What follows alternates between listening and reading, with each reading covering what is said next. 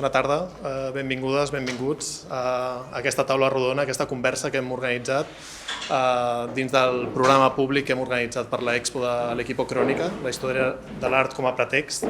I avui tenim la sort de comptar amb dos convidats de luxe. D'un costat, la Michelle Delmas, que ha estat la comissària d'aquest projecte expositiu i que ja ha preparat la seva presentació en PowerPoint, que ara veurem. La Michelle Delmas és catedràtica emèrita de la Universitat Bordeaux-Montaigne, a França, i és especialista en art contemporani del Carib i també d'Espanya. Porta molts anys treballant en aquesta òrbita de l'Equipo Crònica, així que s'ha constituït com una mica amb una de les grans expertes de l'Equipo Crònica, i és per això que vam parlar amb ella quan volíem crear aquest projecte. Va fer el catàleg raonat de l'obra gràfica i dels objectes també amb el Museu de Belles Arts de Bilbao, i el 2001 va fer també el catàleg raonat d'obra pictòrica de l'Equipo Crònica. Llavors jo crec que és una persona rellevant que ens podrà explicar avui una mica aquest procés i molts detalls d'aquesta exposició que són tan interessants. I d'altra banda tenim també el Boye Llorens Peters, que és nascut a València, llicenciat en Filosofia per la Complutense de Madrid i també ha fet un màster en Humanitats a la Universitat de Girona.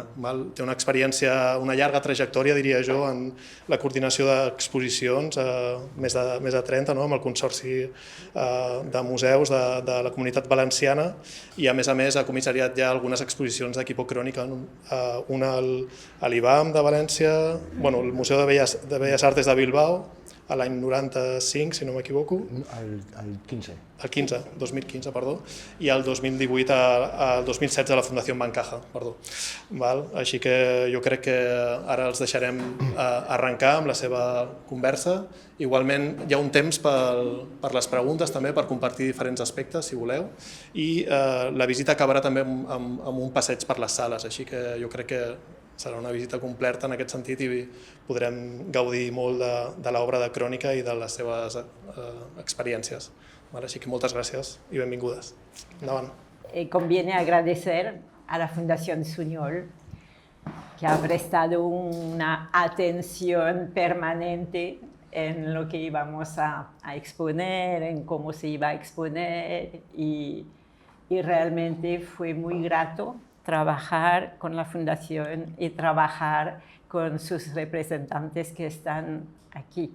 Yo he disfrutado mucho, la verdad, porque pensaba colgar la exposición de esta forma y ellos asintieron y lo hicieron. Muy a gusto, creo, también. No voy a hablar catalán, lo siento mucho, pero he entendido todo lo que decías. y entonces, ¿por qué esta exposición y por qué no es una antológica? Porque se hicieron ya, yo estuve en la primera antológica que hubo en el IBAM, cuando se inauguró el IBAM, y Tomás Llorens fue el comisario. Después se hicieron recientemente, como se dijo, se hicieron una en Bilbao en el 2015 con Tomás y con Boye Llorens, y otra en la Fundación Bancaja también con los mismos comisarios, y pensé que había que tener un reto que era realmente preguntarse o hacerse la pregunta que siempre se hizo Equipo Crònica, es decir, cómo se han recibido las obras de arte en general y la historia del arte, y cómo se ha transmitido a los espectadores durante siglos con mucha predominancia política y también cultural. Y entonces a ellos les interesó esa manipulación de imágenes que se ha llevado a cabo durante siglos. Por lo cual propuse esta exposición con, primero, una vista de unos escenarios exteriores que remitían a citas de grandes maestros del arte español, pero no solo del arte español, sino también de arte norteamericano y de las vanguardias. Y poquito a poco, que corresponde también con su trayectoria, cómo fueron emitiendo imágenes más interiores, con escenarios interiores, y terminamos la exposición con los escenarios en el que aparece el general Franco a base, esta vez, de unas diapositivas históricas de cuando se murió Franco. Se hicieron muchísimas, todo un dossier sobre las hazañas o sobre los acontecimientos durante el franquismo, pero al mismo tiempo, y como siempre,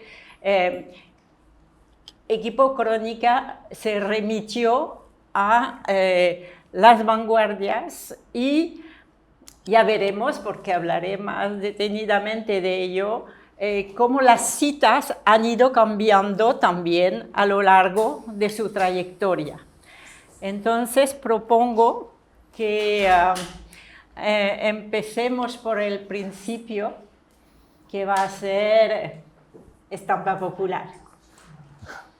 Bien, buenas tardes a todos.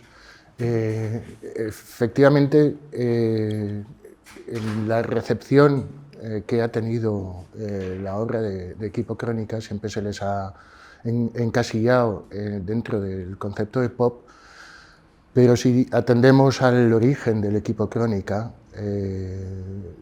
el contexto en el que surge los adscribe a una renovación del realismo, que además en el año 63 se funda en Valencia el movimiento de estampa popular de Valencia, como continuación de las otras estampas populares que habían surgido en España.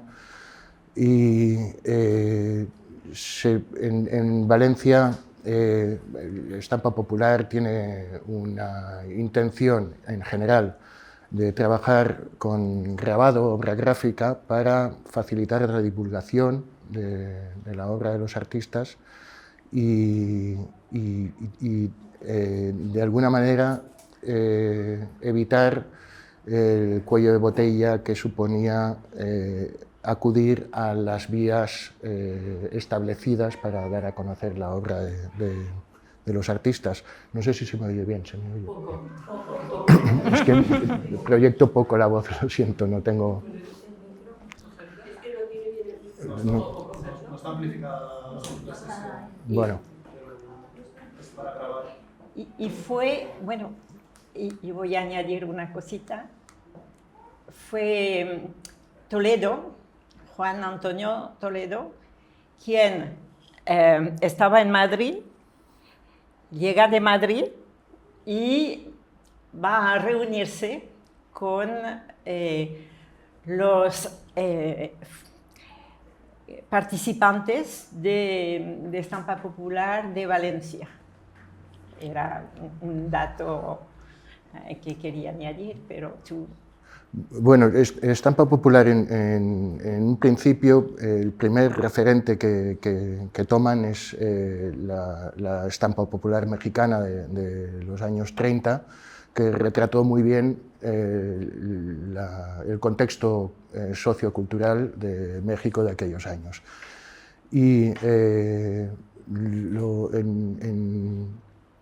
en el caso de las estampas populares anteriores a la valenciana, acabaron haciendo una obra que a los artistas de Valencia les parecía que tenían poca conexión con la realidad contemporánea de su momento, y estaban cayendo en tópicos ruralistas, reflejando un poco la pobreza, la miseria de la vida rural en España, desde una perspectiva un poco tópica. Sí. Y al grupo de Valencia les interesaba más retratar la realidad social y cultural del momento, de principios de los años 60. Sí, porque los latifundios, por ejemplo, con Estampa Popular de Andalucía, ellos retrataban el campesinado de los latifundios, pero Estampa Popular de Valencia no pensaba hacer eso. Hiciste también una referencia al taller de grabado popular de Sí. México, muy exacto, pero ellos consideraban que desde el punto de vista conceptual era una manera de trabajar muy interesante respecto a los acontecimientos de aquel entonces, los acontecimientos históricos mexicanos, pero consideraban que se había superado la forma de trabajar. De manera formal ya no les interesaba. Como hiciste la referencia también al informalismo, el informalismo ya sabemos que en los años 60 en la Bienal del 62 fue la Bienal de la crisis del informalismo. Después a la Bienal estoy hablando de la Bienal de Venecia, después a la Bienal de Venecia del 64 va Rauschenberg y se termina totalmente con el informalismo. Y entonces, como lo decías, a Estampa Popular ya no le interesa el informalismo para encarar un futuro en realidad hay un contexto ahí, porque en otras artes, en la literatura, en el cine, también hay un renovado enfoque realista que se distancia del informalismo, ¿no? Sí, porque ellos querían un realismo, pero no el realismo, por ejemplo, que había existido durante siglos en España. Ellos consideraban que este tipo de lenguaje estaba superado ya y que había que cambiar el lenguaje realista. Cambiarlo básicamente por una necesidad de implicar al público en una renovación cultural y política, ¿no? Sí, sí, y por eso empezaron con los linóleos, los grabados. Después volveremos. Vamos a volver aquí, lo que quiero mostrar está un poquito más lejos. Y los calendarios. Porque pensaban que no podían difundir su obra en los canales oficiales, precisamente porque era lo que combatían. Entonces querían hacer linograbados que se podían hacer en casa y que se podían realizar enseguida cuando había un acontecimiento que marcaba a la población, o con los calendarios que eran, dentro había mucho grabado de ellos, de todos ellos, de Estampa Popular, y que se podían repartir por todas partes, pero no por los canales oficiales, no por las galerías, y entonces les interesaba. Hay que decir que lo de los calendarios fue un poco un fracaso porque eran muy difíciles de difundir en aquel momento. Bueno, en realidad los calendarios fue como un último recurso de estampa popular. En los primeros años se plantearon lo de los grabados también por salirse de los circuitos oficiales de las galerías y de las academias, lo académico. Y la idea era, pues, en librerías, en las universidades, en espacios no convencionales para exponer. Casi en paralelo con la aparición de Estampa Popular de Valencia, se plantean el ir un paso más allá con la creación de un equipo, porque en Estampa Popular, aunque es un grupo con una voluntad de trabajar en grupo, mostrar su obra en grupo,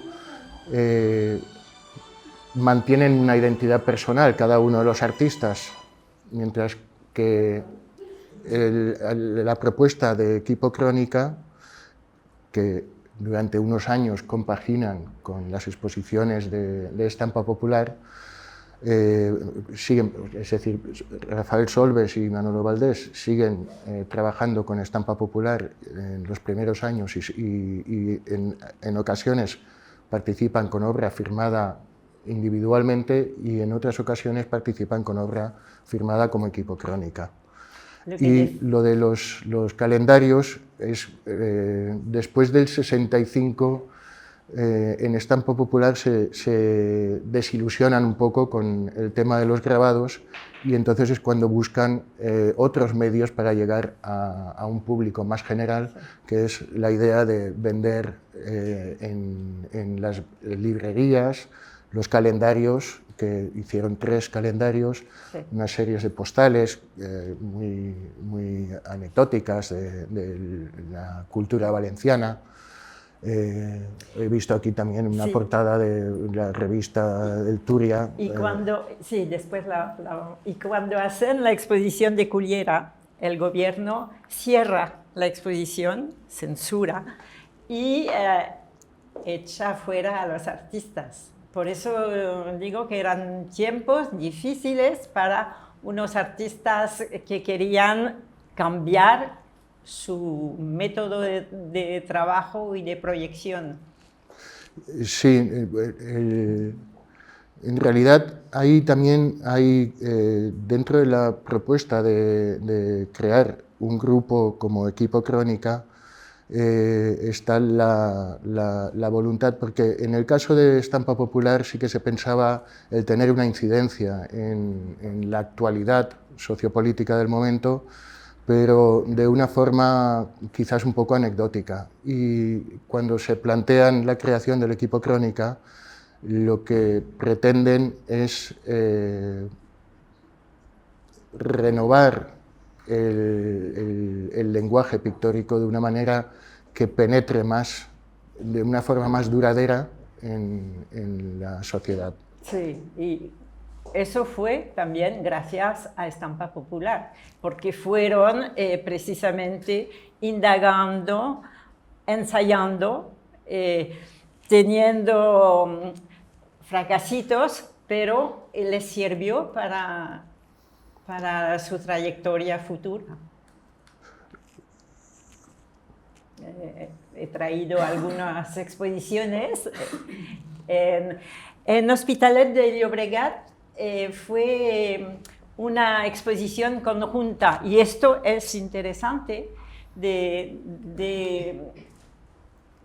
las varias estampas populares que había, Barcelona, Madrid, Tortosa, Valencia, y fue una exposición en la que Castellet y Vicente Aguilera Cerny también escribieron acerca de esta exposición con Moreno Galván, de la que ya podemos ver casi todos los artistas que se van citando, como Valdés,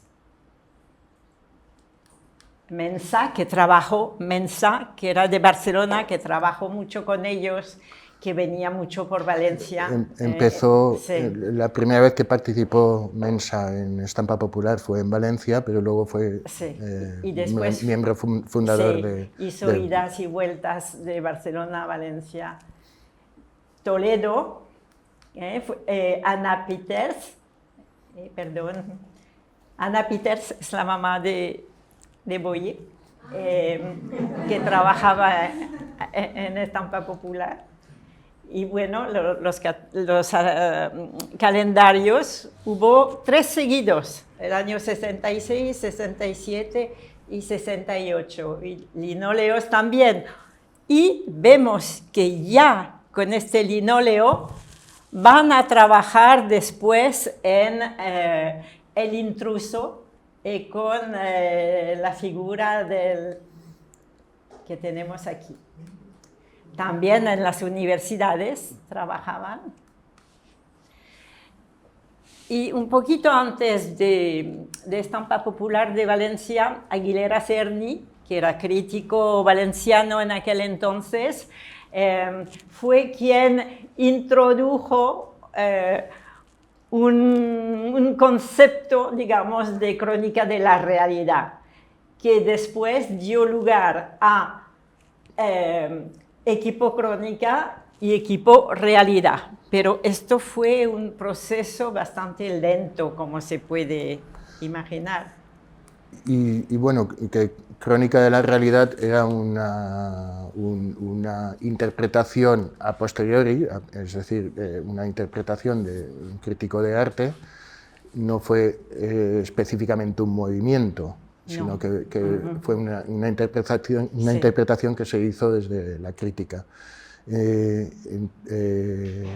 Es una tendencia mucho más extensa que la unidad que puede tener Estampa Popular con Equipo Crónica, ¿no? Claro, dentro de este grupo, pues Equipo Realidad también estaba muy próximo a los parámetros de Equipo Crónica.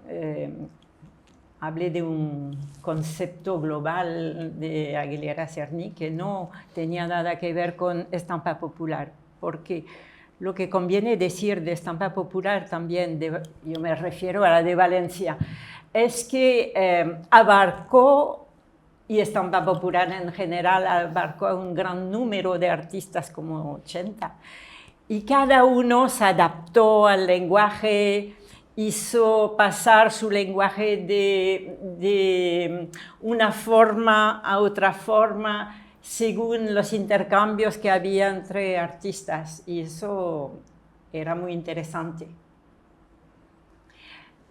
Quisiera añadir que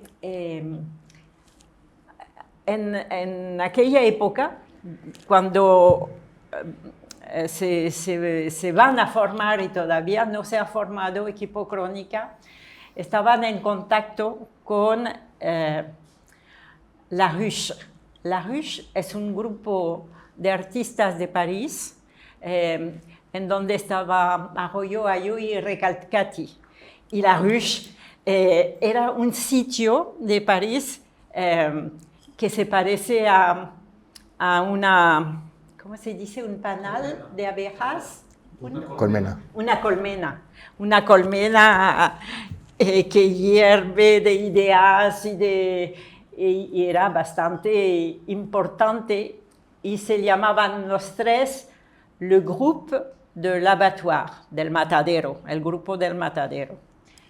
Y tuvieron estos contactos con los que fueron Solbes, Valdés y Toledo, pero más Solbes y Valdés, y poquito a poco los contactos se estrecharon, y Arroyo, que se ocupaba del Salón de la Joven Pintura, les invitó, y eso desencadenó también cambios en su lenguaje.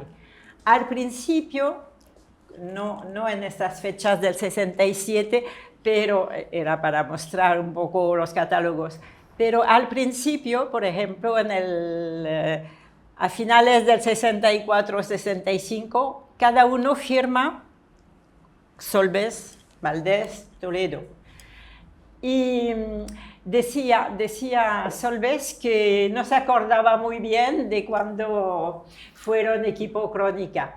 Y realmente es en el 65, no tiene mucha importancia entre diciembre del 64 y el principio del 65, pero era más o menos para dar una idea de su formación y sobre todo la importancia que tuvo el grupo de l'Abattoir con ellos, porque Arroyo lo he puesto muy lejos, les invitó a Le Monde en Question, que también Le Monde en Question en París era muy comprometido y subversivo, y entonces de ahí también que estuvieron trabajando más bien sobre el lenguaje. Es que eso es creo que importante subrayarlo porque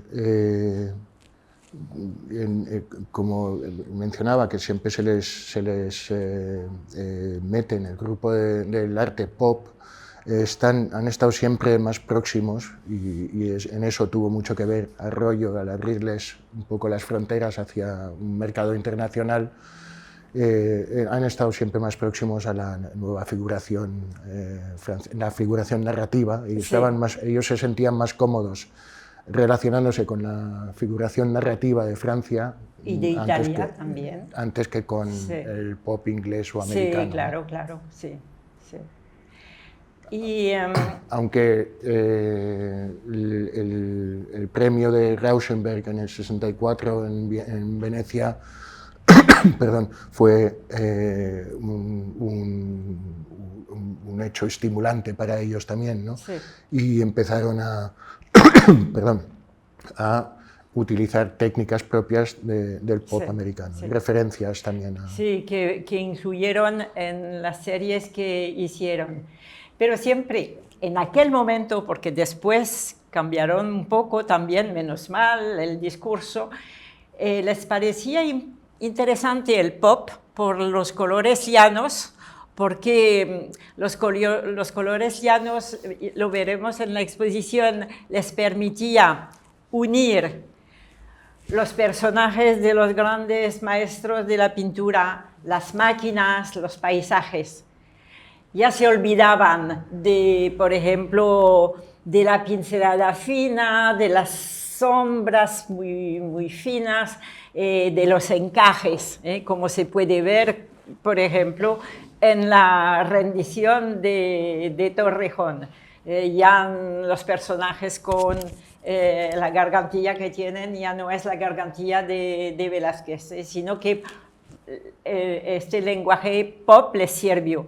Pero siempre decían al principio que no les parecía bastante comprometido el arte pop norteamericano con su sociedad, como ellos querían estar comprometidos con la suya propia. Y entonces fueron trabajando sobre series. Y yo sé que tú, Boye, piensas que realmente la primera serie en sí mismo es Guernica. Bueno, no es exactamente así. La evolución del trabajo del 65, que hacen la primera exposición como equipo Crónica, al 67, realmente no hay una temática que permita agrupar la obra en ninguna serie concreta. En realidad es en el 67 que empiezan a plantearse el trabajo por series. La dinámica dentro de la propuesta de equipo Crónica frente a la propuesta de estampa popular era también, como has mencionado, lo de la pintura plana, era buscar también un poco el anonimato del artista individual en el grupo. Entonces, que tuviera más sentido el grupo como grupo, sin que pudiera identificarse el trabajo de ninguno de los miembros del grupo. Entonces eso, lo de la pintura plana, lo facilita. Y luego, bueno, pues esta dinámica de trabajo en grupo porque en el 64, cuando empiezan a reunirse para preparar el trabajo del equipo Crónica, empiezan pues primero debatiendo ideas y se funcionaba, pues cada 15 días se reunían, se planteaban unas lecturas, hablaban de unos temas y de lo que hablaban iban surgiendo temas que querían tratar con la pintura y cómo tratarlo. Y bueno, es cierto que en el 67 empiezan con lo que se puede entender que es la primera serie, pero esa serie es un poco difusa y quizás la serie del Guernica, que es del 69, esa primera serie de la recuperación va del 67 al 68, se expone por primera vez en el 68 y como serie, y luego en el 69 hacen la serie del Guernica, que está referida al hecho concreto del intento de conseguir que volviera el cuadro de Guernica de Nueva York a Madrid, al MEAC que se estaba construyendo dentro del programa del gobierno para dignificar la imagen de España, ¿no?, frente al contexto internacional. Es una cosa que se ha estudiado más cuando ya finalmente volvió el Guernica a España, pero parece ser que el torero Dominguín, que era muy amigo de Picasso, tuvo bastante que ver en las negociaciones con Picasso para traer el cuadro a España.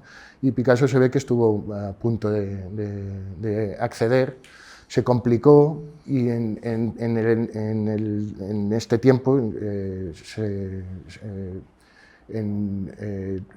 se corrió la noticia y hubo una reacción en contra y finalmente el cuadro no vino, pero los Crónica, que estaban preocupados por un poco la manipulación que se estaba haciendo por parte del gobierno de la cultura pictórica, la historia de la pintura española, para retocar la imagen de España, pues vieron que era un tema que les servía muy bien, el tema del Guernica, de la recuperación del Guernica, es un poco el colofón de la serie de la recuperación, porque en la recuperación ya están tratando con imágenes procedentes de la historia de la pintura española. Yo pienso, un poco distinto, que en la recuperación empiezan ya a poner los puntos sobre los que van a avanzar a lo largo de la trayectoria. Por ejemplo, la recuperación, es decir, ¿qué quiere decir la recuperación? Es decir, lo que teníamos antes, lo que ya no funciona y lo que tenemos que hacer para recuperar, pero con otra meta distinta, lo que podemos pintar. Entonces, hacen una recuperación de los grandes maestros españoles. Y esto lo van a guardar durante toda la trayectoria que van a tener. Por eso yo pienso que sí es una serie fundamental, porque, por ejemplo, en la recuperación, yo creo que está aquí, eso. Está este primer cuadro del recinto 1, que es el espacio de las meninas, pero con la economía moderna de la lavadora. Y en el 71 está el recinto 2, es decir, la misma idea, pero que ha cambiado entre uno y otro, es decir, en las que colocan citas de la vanguardia española, y no cualquier vanguardia, de la vanguardia española comprometida. Entonces, de no haber habido esta serie de la recuperación, hubiera sido muy difícil seguir haciendo otras series, como por ejemplo Autopsia de un oficio, de la que participa la rendición de Torrejón. Y eso sí, yo quiero volver a lo que decías, Boye, del intruso, sacando la cita de Picasso. Al principio, en los años 64, 65, trabajan sobre, por ejemplo, Vietnam, sobre acontecimientos nacionales, internacionales, sobre las huelgas, sobre Vietnam y no solamente sobre España. Pero con el intruso, como lo dices, van a trabajar sobre un hecho, un acontecimiento preciso, que es, a ver si vuelve o no el Guernica de Picasso. Pero existen todas estas pautas entre unos años y otros, creo yo. Hablabas del intruso, pero te referías al Guernica. Sí, el intruso serie, es otro cuadro que tenemos aquí. El intruso de la serie del Guernica, vale. Sí, sí, por supuesto que sí. Ah, vale, vale. Sí. Entonces, yo quisiera volver, si puede ser, pero vamos hablando, sobre las citas que han usado precisamente, y lo vamos a ver durante el recorrido que veremos después, sobre las citas que hizo Equipo Crónica, que son de varios tipos. Por ejemplo, yo he hablado de las citas espaciales, que pueden ser, por ejemplo, el espacio exterior de la meseta castellana, a partir de un cuadro de Velázquez, añadiendo, por ejemplo, una cita que es el Monte de Ortega Muñoz, y sacando otras citas de personajes que son citas del pop, por ejemplo, o citas del Caballero del Antifaz. Y esto lo vamos a ver a lo largo de la trayectoria. También con el intruso o con Vietnam existen estas citas de acontecimientos, a partir de acontecimientos. Lo que pasa es que entre 1965 y 1967 fueron acontecimientos reducidos a una dimensión que no son grandes espacios. ¿Por qué? Porque sacaban sus citas de las fotografías de prensa. Y en las fotografías de prensa, por ejemplo, la muerte del Che, solo se veían el Che muerto.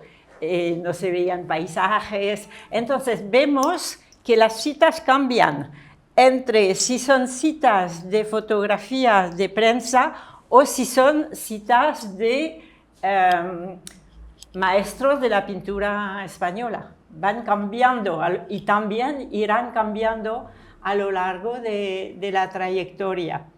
Y hay lo que llamo también citas brutas, que no son citas alegóricas, porque también son citas sacadas de los mass media. Entonces son brutas y se descodifican muy bien. Los lectores, los visitantes, las descodifican muy bien porque son brutas y no han añadido nada. Aunque Equipo Crónica nunca quiso hacer misterios.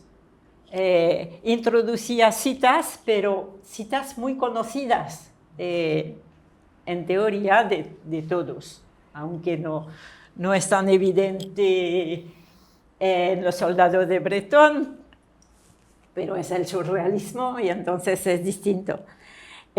También son citas de distintos registros, como decía, puede ser fotos de prensa, citas de cine, del cine negro, con la serie negra, o del cine como Potemkin, que está un poquito más lejos. Es decir, que pueden ser citas de personajes de la política, y no solo de la política española, porque al principio, en el 65, hacían citas de la política norteamericana. Sí, bueno, era un contexto mucho más amplio, internacional, sí. Y en ese sentido sí que pues, quizás está más próximo al lenguaje pop anglosajón, ¿no? Sí. Pero la evolución de las citas, claro, ya en estampa popular hay un grabado de Valdés que hace alusión a la campaña de los 25 años de paz. Sí. Y eso... como la exposición de Italia.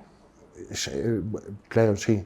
Y eso es del 64, que se empieza con la campaña esta de los 25 años de paz, que era también una forma de blanquear el régimen, ¿no?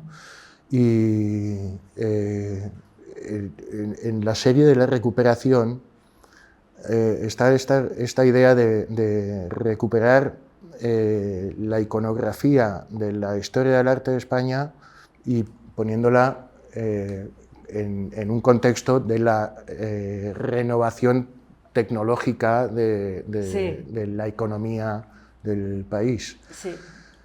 Es un juego de poner en cuestión esa imagen que se estaba proyectando desde el gobierno. Sí. Y eso es lo que da pie luego a la serie de Guernica. Sí. Luego, evidentemente, con Autopsia de un oficio, siguen con las citas de la pintura, ¿no? Y, por ejemplo, esta cita, con mucha ironía, del centro de cálculo de Madrid, que muestra la aproximación al modernismo tecnológico. También es muy humorística porque se ha transferido la historia del arte de los maestros españoles a los años 60. Y es lo que hacen en esta serie de la recuperación también, en general.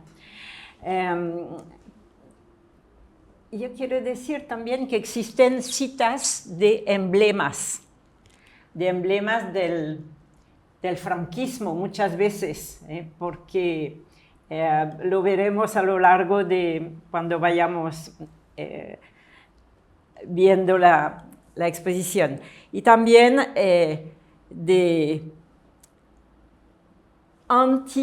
bueno, por ejemplo, estábamos hablando del intruso, el héroe y el antihéroe existen también. El emblema del imperio también, que está ahí en la entrada con la banda negra en los ojos, que es ciego el personaje, y mirado por otro personaje que no ve, que es de la censura. Y también son juegos humorísticos, hay mucha ironía en dichas citas, porque estas citas de bandas negras también las toman de la prensa, de los hechos cotidianos que pueden pasar, de los asesinatos y tal. Y entonces siempre hay un desfase entre cultura popular y cultura, no diría de alta cultura, pero de cultura del arte de los grandes maestros. Y también hacen citas, y esto lo veremos más, porque fue poquito a poco, lo veremos más ahí en el fondo, porque mezclan citas, pero si queréis, vamos a ver lo que, a no ser que tengas otra cosa que añadir de momento. No, como... Y podemos ir a dar un... Yo tengo una pregunta, solo, sí. si puedo, antes de levantarnos, porque hay algo que me interesa mucho del trabajo de Equipo Crónica, ¿no? Siendo un colectivo que se forma en el 65 y que dura hasta la muerte de Solbes en el 81.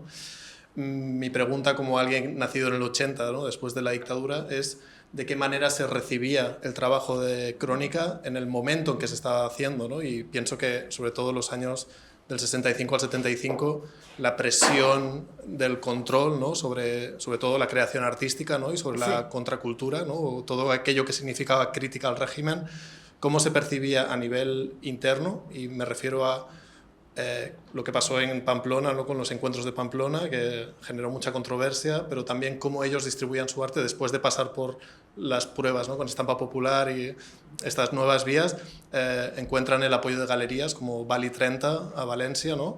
Y aquí en Barcelona. Y en Barcelona Mike. también la Mike, Claro, por ejemplo, claro, ¿no? sí. Y es curioso destacar, ¿no? Que la obra que Suñol la compra a través de Fernando Vijande 5 días antes de la muerte de Franco, en Bali 30, el 15 de noviembre del 75. Es que Bali 30 ha desempeñado un papel muy importante también en la obra de Equipo Crónica. Y... Bueno, además fue la primera galería de arte de vanguardia contemporánea en Valencia, ¿no? Las salas que habían anteriores a Bali 30 pues eran más estándar, ¿no? De la época. Sí, sí. Pero también lo que motivó Equipo Crónica fueron los contactos exteriores. Sí, sí. Por ejemplo, exponen en la Bienal de París del 73, Sí, sí. exponen en Alemania, exponen en todas partes, y esto es una motivación. Yo estaba hablando de los salones de la Jeune Peinture, de Le Monde en Question, están también en Mythologie Quotidienne, y todos estos salones son realmente salones comprometidos, muy, digamos, muy acerbos, no sé si se dice así en español, no, bueno, digamos, muy comprometidos, y yo creo que tuvieron una motivación para seguir trabajando. Sí, al mismo tiempo su compromiso era firme, ¿no? Porque, como tú dices, participar en estas exposiciones a nivel internacional era algo muy significativo, ¿no? Estando en España y trabajando en España, sí. Y al mismo tiempo renunciaron a participar en una exposición en el MoMA, ¿no? Que es algo increíble, ¿no? Pero esto es otra, por otros motivos. Por otros motivos, pero... Sí. Pero sí, yo creo que... el contacto que tuvieron con estos salones les motivó, y al mismo tiempo, poquito a poco, fueron evolucionando en su manera de pintar. Por ejemplo, tuvieron un momento un poco difícil en los años 75, cuando se están buscando realmente otras vías de experimentación, que van a encontrar, por supuesto. Las van a encontrar con la serie La Trama, las van a encontrar con la serie de El Billar, y vamos a ver que es bastante distinto al compromiso del principio, que era más político que... Supongo que te referías también un poco a la recepción que tuvieron en su momento. Inicialmente pues, se movían en circuitos de gente bastante afín políticamente, ¿no? La gente se pregunta con frecuencia si tuvieron problemas de censura tuvieron visitas, pero directamente no fueron censurados nunca. La exposición de Cullera de estampa popular sí que fue la única de estampa popular de Valencia que se colgó y esa misma noche se descolgó, pero Equipo Crónica luego el único problema que tuvieron fue ya en el 70 y creo que ya muerto Franco, ¿no? Cuando hicieron unos carteles y uno de los que se vendían además en librerías, y fue a través de una de estas librerías que la policía censuró uno de los carteles y les denunció y tuvieron que afrontar un juicio. Pero es muy complejo, porque, por ejemplo, van a la Bienal de París.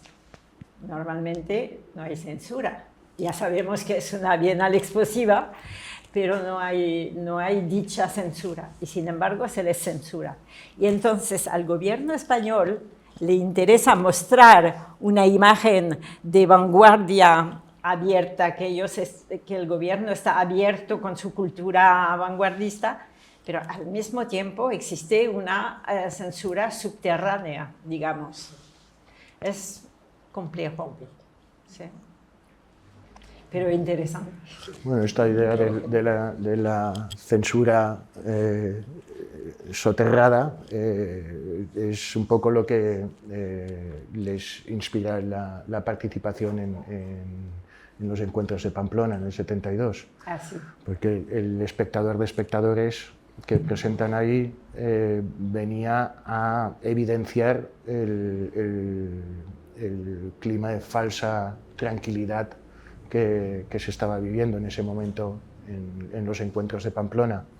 Lo de los encuentros de Pamplona también es una cosa que se lo pensaron mucho, porque una de las propuestas políticas del equipo era, siendo afines al Partido Comunista, era la concepción del artista como un trabajador más. Y entonces eso les distanciaba de ideas, digamos, duchampianas del artista mago, que todo lo que toca o lo que pues lo puede convertir en obra de arte. Y buscaban distanciarse de la genialidad. Y claro, todo el arte conceptual, el referente máximo en ese momento era Beuys, ¿no? Y se estaba deificando mucho a Beuys, y ellos se lo pensaron mucho lo de participar en Pamplona porque se sentían un poco incómodos en ese sentido, ¿no? Y al final hicieron lo de las figuras estas que venían a denunciar ese falso clima de tranquilidad o seguridad que se estaba creando para poder llevar adelante los encuentros de Pamplona, ¿no? No se sabe cuántas figuras hicieron, ¿no?, del espectador de espectadores. Dicen que 100, pero yo creo pero no se sabe muy bien. Pero y no se sabe cuántas han quedado sin romperse tampoco, porque la gente se las llevaba así. La cosa se convirtió en un happening. Y ellos decían que estaban un poco desbordados, que no habían pensado que fuera así, pero fue así. Ha venido a visitar la exposición un montador de exposiciones de Pamplona. ¿Así? Y dice que recuerda que esa noche salieron de fiesta con ellos. ¿Así? Sí. Y que luego quedaron en la ciudad en diferentes lugares, aparte de los que se rompieron por otros motivos, otras lecturas, ¿no?, del espectador, pero que hubo la parte lúdica también y acabaron de fiesta con ellos. Sí. Rosa Torres, una pintora de Valencia que fue ayudante de taller de Equipo Crónica, a mí me contaba que volvían con uno en el coche sentado con ellos, ¿no? Aprovecharon que, pues, como había tal descontrol, oye, pues esto no lo llevamos nosotros. Aquí, por ejemplo, como en los Estados Unidos con el pop, aquí con la parte de Europa, Alemania, Italia, con el surrealismo, ahí la violencia con este cuadro Potemkin, la violencia en la Revolución Rusa, pero al mismo tiempo también entraban otros detalles, por ejemplo, el detalle de la película Potemkin o de Mon Amour, etc. Y por eso la pusimos al mismo tiempo que la serie negra, la violencia en un lenguaje, porque lo que interesa en la serie negra es el lenguaje de una serie negra de violencia, que también está en la literatura y no es específico a España, aunque sí en la mentalidad y en la memoria colectiva de la juventud que veía las películas de series negras y leía también las narraciones de serie negra. Estábamos hablando de la censura. Se trata de un cuadro, ya veremos, con las potencias, con los personajes importantes de gobierno que han puesto aquí con ironía detrás de un cordón, como en un museo, pero al mismo tiempo con una trama que es la trama de los estudiantes de Bellas Artes. Y está ciego detrás, no solamente dentro de su papel político, sino también dentro del museo. Y le vigila otro con sus gafas negras como otro ciego, pero que es la censura. Entonces, existe un juego, ¿no?, que se ha hecho entre unos y otros. Estas son las figuras que llevaron a Pamplona en el 72, que son, además, están hechas de cartón piedra, como las fallas de Valencia. Era parte también de la propuesta de Equipo Crónica, era integrar un poco los oficios. La figura del artista entendida como las fiestas populares. Cualquier artista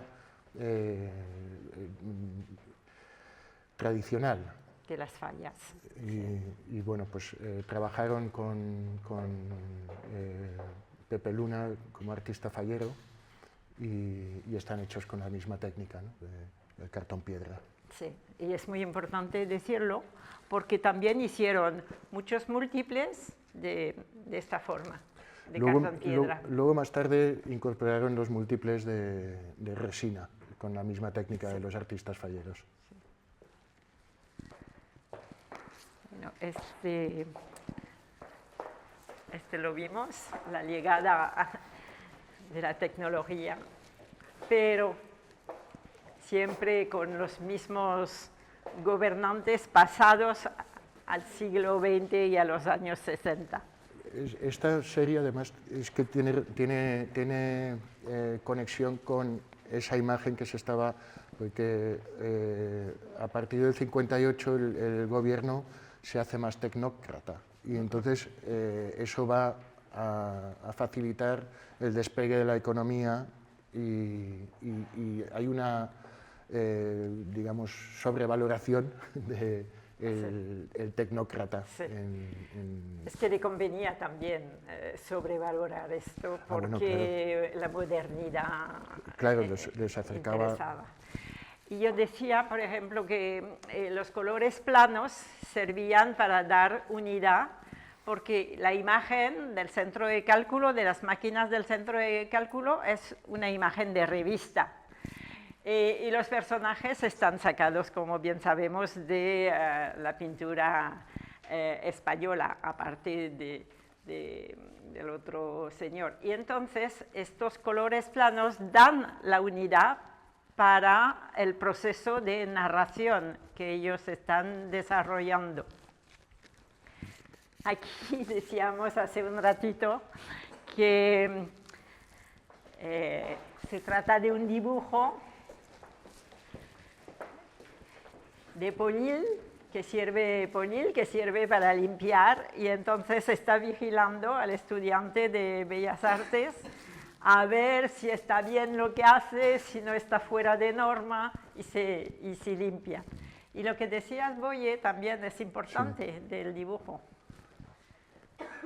Bueno, es un estudio de un cuadro muy importante de la última época, que se titula El Coloso, y que es una sobredimensión del miedo. Del miedo, perdón. que es una figura tomada de la publicidad de Polil. El cuadro está en el Senado, si no me equivoco. Sí, pero lo que decías, que está, también hay un juego entre... Bueno, sí, que has conseguido un juego. Tú me decías lo de que es como el profesor vigilando el trabajo de los niños, pero a la vez es una representación bastante infantil, ¿no? Que es como si lo hubiesen hecho en el mismo pupitre. Sí. Entonces ya nos adentramos, es realmente el caso de decirlo, en espacios interiores cubistas, de Picasso, del museo, del otro museo, al mismo tiempo que de corrientes plásticas, como puede ser el cubismo, y de corrientes del cartel, porque para Equipo Crónica el cartel no era un panfleto y había que diferenciar cartel y panfleto, y por eso hicieron una serie sobre el cartel. También hicieron una serie de retratos, bodegones y paisajes en los que ponen de realce la vida cotidiana española, café, copa y puro, pero también con artistas españoles como Picasso o Gris, y siempre, y siempre yo decía que había citas rompedoras o citas que introducen un intruso, y aquí el intruso es el sillón de cuero que todos querían tener en aquel entonces. Y veremos que también hay otras citas de ruptura. Esta serie de bodegones, paisajes y retratos y paisajes es quizás la primera serie donde se centran en el oficio de pintor, estrictamente hablando, tocando los temas clásicos de la pintura. Los bodegones, los géneros de la pintura. Y entonces es una serie que se refiere muy directamente al trabajo del artista, ¿no? Y por cierto, y es la primera donde empiezan a pintar los marcos también. Sí. También introducen citas, digamos, de letras, de frases. Villares Colón es exactamente la reproducción de la publicidad de las salas de Villares Colón que ellos conocieron en Valencia cuando eran jóvenes. Entonces, también la parte biográfica, la parte de la memoria colectiva, pero no están jugando con bolas, sino que están jugando con sus propias herramientas. Es una serie en la que el arte se está presentando como un juego. Sí. Y sobre la mesa pues, van colocando o referencias a las vanguardias clásicas o referencias a los utensilios con los que trabajan los artistas y los artesanos. Sí. Entonces, está el intruso, y lo llaman así, ¿no? El que rompe el emblema, el símbolo picassiano, que es el Guernica, lo manipulan, lo trituran, lo fragmentan e introducen el héroe-antihéroe que en los tebeos que leyeron ellos de niños, pues significaba la unidad de España. Entonces también con mucho humor, ¿no? Aquí.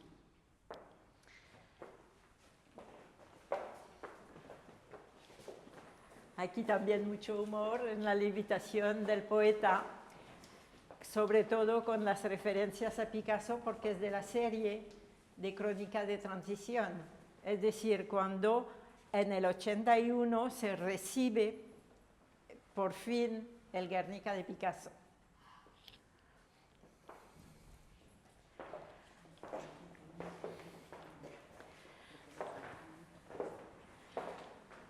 Aquí es interesante esta sala, primero porque notamos que Tomás Llorens fue, digamos, teórico de Equipo Crónica y también participó teóricamente, por supuesto, de las series y de la serie negra. Yo quiero mostrar porque siempre se considera como secundario o secundaria una serigrafía, que son serigrafías más tardías que los cuadros de la serie negra, pero decía Solbes, hecha con posterioridad a la serie de cuadros con el mismo título. Quizá sea este uno de los trabajos más cuidadosamente realizados y más conseguidos. O sea, que fuera la idea de que las serigrafías no tienen el mismo poder que un cuadro, que lo pueden tener. Y en esta sala van 4 trípticos de la serie La Trama, una serie del 76, después de la muerte del general Franco. Y veis que siempre tienen la misma composición, si se puede decir así. Es decir, en un cuadro mediano, el espectador, que es lo que interesa a Equipo Crónica siempre, a la izquierda está la representación del cuadro de origen de Solana. Aquí está el telegrama oficial de la herida de Franco, que a quien volvemos a ver aquí, cuando fue herido en la caza, no en una cosa política, y también los personajes ya traducidos al siglo XX con Malevich. Y el intruso es la partitura y las notas de música que también son, digamos, irónicas. Volvemos a encontrar lo mismo aquí con esas rasgaduras que normalmente no se pintan en un cuadro, son intrusas, pero es el degollamiento de Holofernes y tratada a la manera de Klimt, pero tratada a la manera surrealista. Y tenemos siempre lo mismo, es decir, en un ángulo una obra de la vida, una fotografía, no una obra, una fotografía de la vida de Franco, un emblema de su poder político y el cuadro de referencia que es de Klimt y siempre el espectador. El espectador mira lo que está pasando, pero a través de él nosotros, los verdaderos espectadores, también miramos por su filtro. Aquí está otro agotado, que fue cuando se hizo el referéndum, y entonces con el papel oficial, y aquí está la obra del artista norteamericano Hopper, y pintada a la manera de Liechtenstein. Es decir, que tenemos, el espectador tiene un montón de informaciones que decriptar, que descodificar para entender. Y el tubo es el intruso en este caso. ¿Por qué? ¿Por qué pone intrusos? Para que nosotros no nos parezca trágico o dramática la imagen, sino para que tomemos nuestras distancias con la narración. Y lo hace también en este tríptico del Museo Reina Sofía, que va a tener la misma composición, y lo he puesto aquí porque me ha hecho ilusión poner los cigarrillos de uno y de otro como intrusos. Bueno, aquel es anterior, evidentemente. Sí, es anterior. Bueno, pero, no tanto, es del 75 y del 76. Y bueno, esta serie es quizás conceptualmente de las más complejas, sí, y repite siempre el mismo esquema compositivo, pero variando las citas, ¿no? Sí, totalmente. Y es realmente la última serie en la que hacen una referencia directa a la política y al franquismo. Sí, a partir de esta serie ya viene la serie de los billares, ¿no? Y luego ya... Sí. Enseguida después los billares. Y ya es otra cosa lo de los billares. Esta serie juega el papel, ¿cómo se puede? De bisagra, se puede decir, entre varias series y las otras, en efecto, porque con el billar ya empiezan con la memoria colectiva y las experiencias colectivas y por supuesto, después de la muerte de Franco, el contexto ya no es el mismo y evolucionan de otra forma. Si hay preguntas.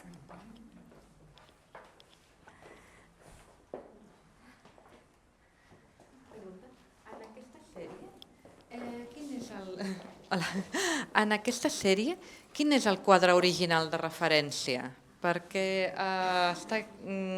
l'obra està feta a l'estil de Quirico, crec, però el quadre original, sabem, sí, el quadre original sabemos cuál es. ¿Cómo? Esta, si se refiere a esta, es la de Daumier. Sí. ¿Y qué más quería decir? Que... Aquel escrito era escrito por Franco. El escrito era hecho por Franco.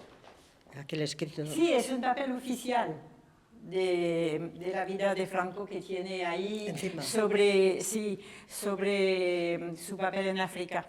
Vale. Esta foto de Franco mirando, no sé exactamente si son mapas. Hay muchas imágenes de Hitler también mirando mapas. Sí, claro.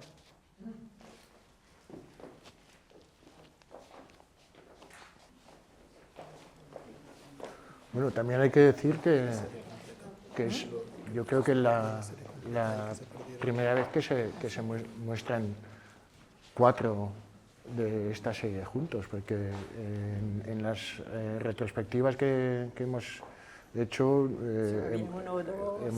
hemos reunido hasta 3, pero sí. Y son en total... Pero ahora ya son 4 o 5. ¿Por qué?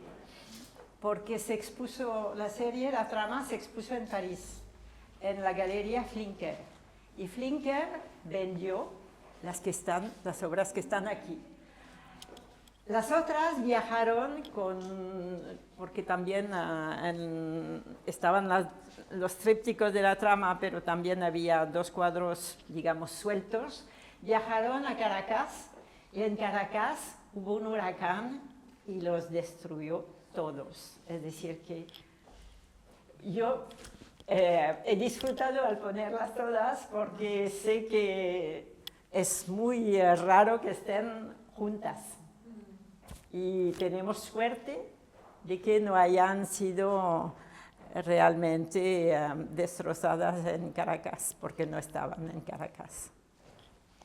Tuviste la suerte de verlas todas juntas en París, ¿no? Sí, Y sacaste fotografías que están en el catálogo razonado. Sí. Se puede ver la serie completa, ¿no? Sí, yo hice las fotos en París y también las dos que me gustaban mucho, sueltas, y me dio mucha pena cuando se supo que existen, yo digo todas, pero existen, por ejemplo, un panel que lo tiene el hermano de Solbes. Pero un panel no es el tríptico, no es lo mismo. Se ha salvado. Yo creo que es fundamental la suerte que hemos tenido de tener las 4 de diferentes colecciones, ¿no? El Reina, sí. el Patio Herreriano de Francia y de... Sí, porque de además Francia, son grandes museos. Sí. El Reina Sofía, el Centro Beaubourg, que lo ha dejado al Museo de Dole en depósito, y el Museo del Patio Herreriano de Valladolid. Sí. Y la suerte también de tenerlo con los dibujos preparatorios, sí. ¿no? Que Sí. croquis Sí. enseña perfectamente las intenciones que tenían ellos, ¿no? Sí. Que tenía que servir como un poco de la guía de lectura entre los elementos, ¿no? Sí. Esto... Y el croquis lo reprodujeron en el catálogo de París, Muy bien. que ya no hay tampoco catálogos de París. Bueno, muchas gracias.